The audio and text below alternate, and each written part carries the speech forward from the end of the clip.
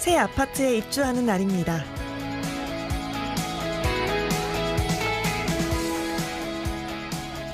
30살 나이에 자립하면서 구한 임대아파트. 처음으로 입주 안내도 받습니다. 연결 안 됐으니까 닫아놓는데 혹시 이제 연결하시면은 쿡탑 몰래 놓으시면은 이렇게 열린 걸로 눌러야 전원이 들어와요. 네. 여느 아파트와 다를 바 없어 보이는 구조와 시설. 하지만 이 임대아파트는 사실 기존의 아파트와 지어진 방법이 다른 모듈러 주택입니다. 크게 차이를 못 느꼈던 것 같아요. 외관도 다 아파트처럼 똑같았던 것 같고 시설이나 이런 것도 전부 잘 갖춰져 있고. 요즘 신축 아파트에서 말썽인 하자가 거의 없었다고 입주자는 말합니다. 구석구석 저것도 제가 또 유튜브 이런 거 찾아봐서 점검해야 되는 목록표 이런 거 보고 되게 꼼꼼하게 봤는데 거의 없더라고요. LH가 최근 준공한 행복 임대주택인데 모듈러 공법을 이용한 아파트 중 국내에선 가장 큰 규모입니다. 400여 호의 집을 짓는데 100일이 채 걸리지 않았습니다. 철근 콘크리트로 지었다면 한 달 이상 시간이 더 걸렸을 겁니다. 어느 정도 공사기간 단축 효과는 있었다라고 보고 있고요. 품질도 어느 정도 균일하게 확보가 됐다라고 보고 있습니다. 그래서 뭐 100% 만족할 수는 없겠지만 저희가 소기에 이 사업을 추진했던 목적은 달성했다라고 그렇게 판단을 하고 있습니다. 1000호 수준이던 모듈러 공공임대주택은 내년 3000호로 늘어날 계획입니다. 모듈러 주택은 집 짓기의 미래 패러다임으로 자리 잡을 수 있을까요?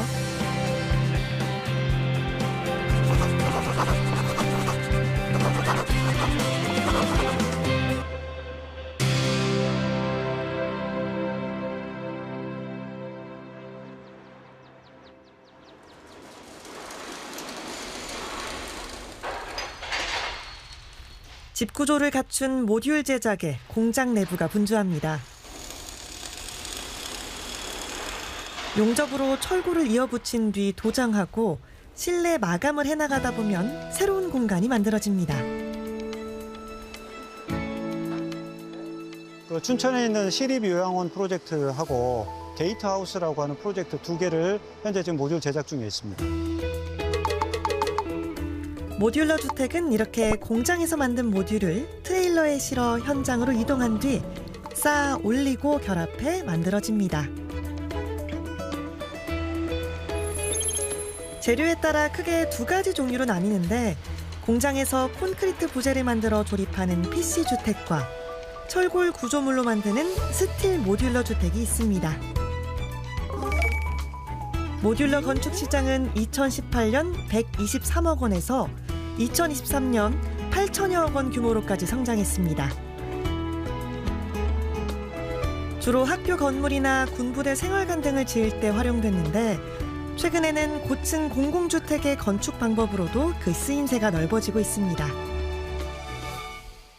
투입되어 있는 인원과 공장 또 설비에 대한 문제들이 있기 때문에 이거를 빨리 성과를 내고자 하는 부분에 조급함이 있는 것은 사실입니다.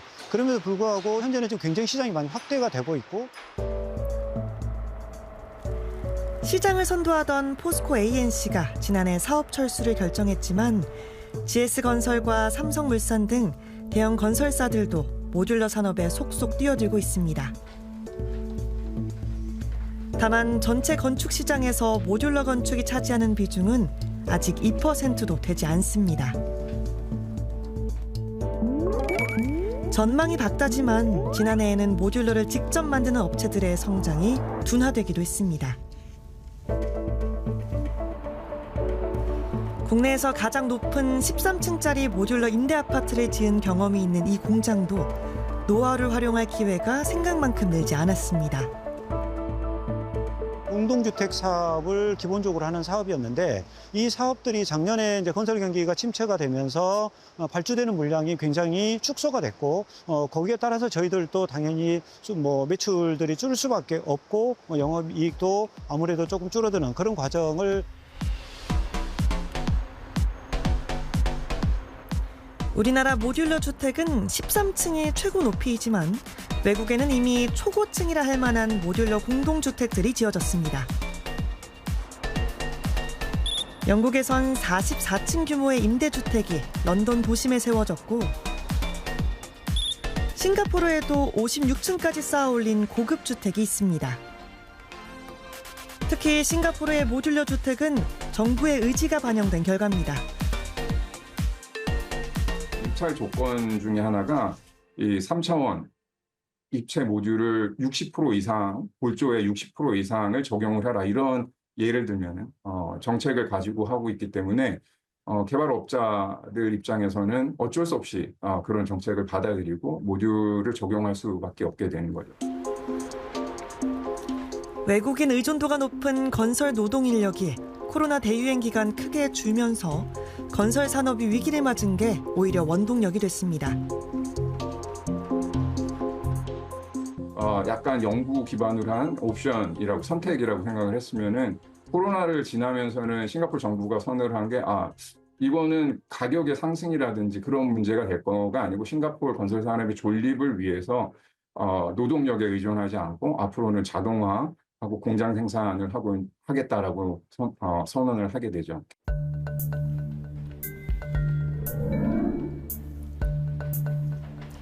우리나라 주택건설 산업은 다중고에 빠져 있습니다. 젊은 노동자들이 건설업을 기피하면서 갈수록 고령층과 외국인들이 건설 현장의 빈자리를 메우고 있습니다. 건설 현장 노동자들 중 50대는 34.4%, 60세 이상도 33.5%로 70% 가까이가 50세 이상입니다. 외국인 노동자도 중국 동포를 포함한 외국인이 3분의 1 수준까지 늘었습니다. 이런 인력 구조는 산업재해와 부실 시공으로 이어지기가 상대적으로 쉽습니다. 사실 몇 년 사이에 현장에서 아파트 붕괴 사고도 좀 가끔씩 생기고요. 그다음에 하자와 관련된 품질 문제도 많이 생기잖아요. 근데 주된 원인 중에 하나가 옛날처럼 우리 숙련된 건설 숙련공들이 많이 부족해졌습니다. 그래서 이제 외국인들이 와서 대체를 많이 하고, 그래서 경우에 따라서는 현장에서 시공하는 콘크리트 아파트가 오히려 더 품질이 안 좋은 경우도 이제 생깁니다. 공사 기간이 길다는 점도 기존 철근 콘크리트 공법의 약점입니다. 최근 몇 년 사이 크게 줄어든 착공 물량은 앞으로 3, 4년 뒤 준공 물량에도 영향을 주게 됩니다. 공급 절벽에 대한 우려가 부동산 시장의 불안을 자극할 수도 있는 겁니다. 4, 5년이라는 게 결국은 이제 불확실성이 커지는 거잖아요. 이제 금리가 바뀔 수도 있고, 물가 때문에 공사비가 변동될 수도 있고. 근데 예를 들면 4년 걸릴 프로젝트를 2년 안에 끝낼 수 있다. 그러면 여러 가지 공기 단축으로 인한 이제 불확실성이 줄어드는 효과가 있고요. 최근 급격한 기후 변화는 건설 현장의 공사 기간을 더 길어지게 만들기도 합니다. 비나 눈이 오는 날이 늘고 폭염과 혹한의 날씨도 많아져 공사를 할 수 있는 날짜를 충분히 확보하기 어렵습니다. 반면 모듈러 공법은 공장 안에서 모듈을 만들기 때문에 날씨 영향을 거의 받지 않습니다. 현장에서 땅을 파고 기초공사를 하면서 이 옆에 있는 공장에서 건물을 동시에 만들 수가 있어요. 거꾸로 얘기하면 지하 1층, 2층을 하면서 지상 5층, 10층을 동시에 만들 수가 있는 거죠. 조금 더 이제 투자를 하게 되면 자동화 설비 투자할 수가 있으니까 더 빨라질 수도 있습니다. 그래서 30%에서 많게는 50% 이상도 줄일 수가 있고요. 친환경적이라는 장점도 있습니다. 건설 현장에서 발생하는 분진과 소음을 줄이고 탄소 배출량을 줄일 수 있는 데다 재건축 과정에서도 훨씬 환경 친화적이라는 평가를 받습니다. 내가 이거를 5년이나 10년 아니면 20년 정도 사용하고 나서 어떤 목적으로 얘를 해체해서 옮겨야 된다. 그러면 우리가 철근 콘크리트 같은 경우는 해체해서 폐기물을 처리하는데 비용도 많이 들고 환경 문제가 되죠. 근데 이거는 어느 정도는 재사용을 할 수가 있어요.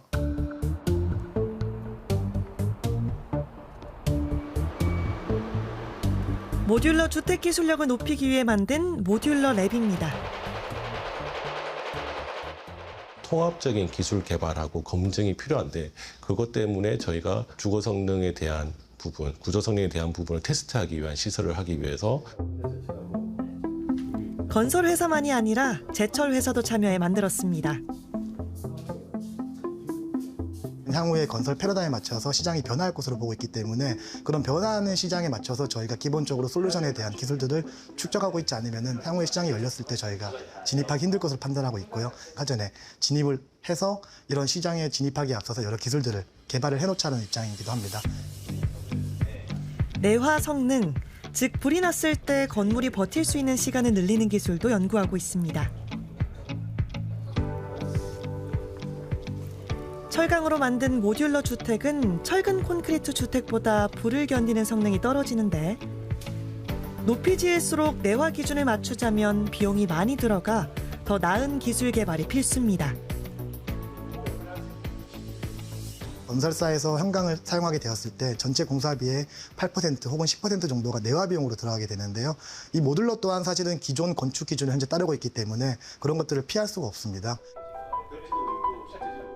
많은 장점에도 모듈러 공법이 확산에 어려움을 겪는 건 비용 문제가 가장 큽니다. 철근 콘크리트 주택 대비 35%에서 40% 정도 공사비가 더 투입이 되고 있습니다. 그래서 동일한 가격을 받을 수밖에 없는 상황에서 공사비가 더 투입된다라고 하면 사실은 이 시스템은 채택할 수가 없거든요, 민간 쪽에서는. 여기에 우리나라만의 주거 문화, 소비자들의 높은 눈높이 영향도 큽니다. 온돌이라는 독특한 문화를 가지고 우리나라 입장에서는 모듈러가 중량화가 될 수밖에 없습니다. 더군다나 요즘 층간소음 문제로 사회 문제가 되고 있기 때문에 층간소음을 줄이기 위해서는 슬래브라고 하는 바닥 두께가 늘어날 수밖에 없는 상황이고요. 비용을 낮추려면 대량 생산에 따른 규모의 경제 실현이 필요한 조건입니다. 그래서 현장에선 무엇보다도 표준화에 대한 요구가 큽니다. 대량 생산하기 위해서는 이제 공장에서 자동화 설비 등이 좀 투자가 필요한 사항입니다. 근데 저희가 모든 것이 바뀌는 형태로 해서 자동화를 할 수는 없기 때문에 자동화 설비가 투자될 수 있도록 어느 정도 모듈러 주택의 표준화를 통해서 제품화가 필요하다고 저희는 보고 있습니다.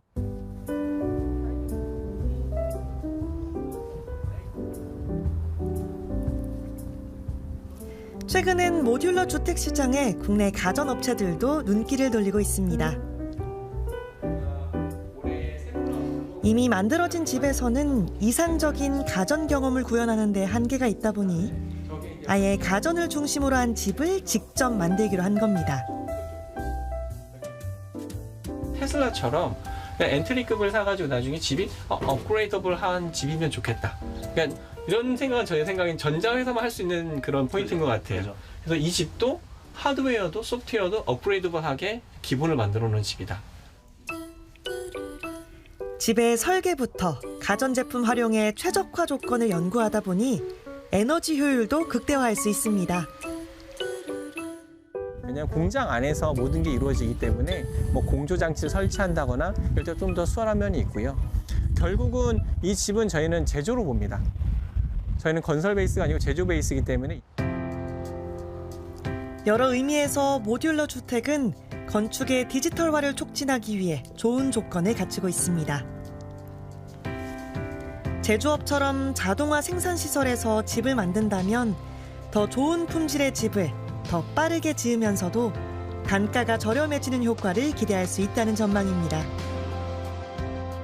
스마트팜 같은 것들을 하면서 그런 흔히 말하는 ICT 기술들이 들어오지 않습니까? 근데 건설업은 현장 중심으로 하다 보니까 이게 뭔가 작동하기가 효과가 미비한 것처럼 보이게 되겠죠. 물론 자동화라든지 또 요새 뭐 이슈화된 로봇화라든지 이런 것들이 굉장히 정형화돼서 많이 퍼질 수 있다.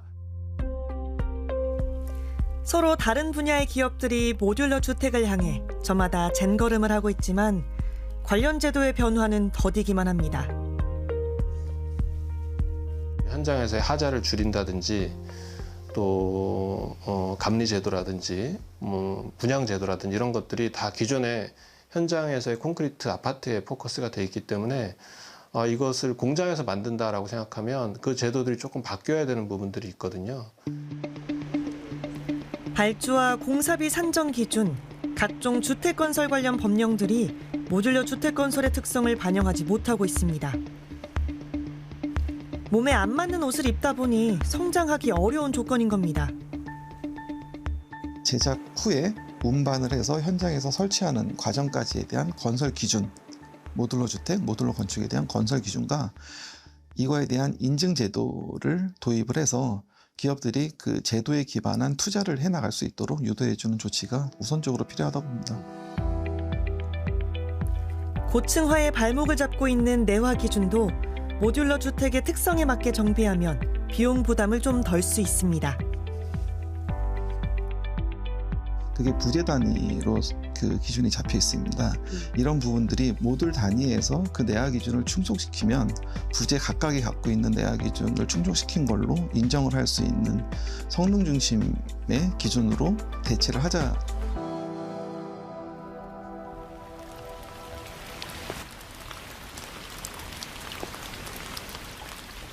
모듈러 주택은 오랫동안 편견의 대상이었습니다.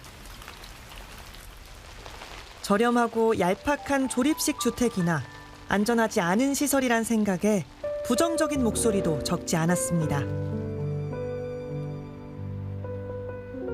하지만 편견이 바뀌지 않는 사이에도 모듈러 주택의 기술력은 계속 발전해 기존 주택의 수준에 다다랐습니다. 20층까지 올라가는데도 법적으로는 전혀 문제가 없고 우리나라의 리터 규모로 7.5 정도의 지진이 발생한다 하더라도 그런 횡력에 전부 다 견딜 수 있는 구조를 갖고 있기 때문에 지금 현재 기술적으로나 이런 부분은 특별히 문제되고 있는 건 아닙니다. 어떻게 짓느냐보다 얼마나 더 좋게 짓느냐에 주목하면 집짓기의 미래 그림도 달라질 수 있습니다. 해외 수출도 할 수가 있거든요. 이거는 공장에서 만드는 거기 때문에 한국형 모듈러는 특징이 뭐냐? 30평, 40평대 그런 넓은 평형에도 적합하고 그리고 바닥에 우리 콘크리트 바닥을 쓰면서 온돌, 바닥 난방이 잘 돼 있고 또 층간 소음도 성능이 우수하고 이런 이제 모듈러 주택이 만들어지면 이제 전 세계에서 가장 우수한 모듈러 주택이 되겠죠. 집짓기의 방법도 집에 대한 생각도 재구성을 해볼 시기입니다.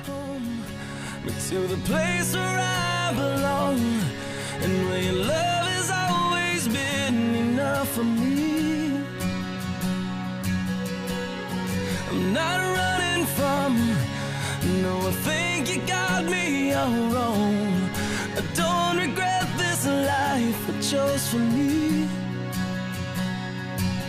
I see these places and these faces are getting old, so I'm going home.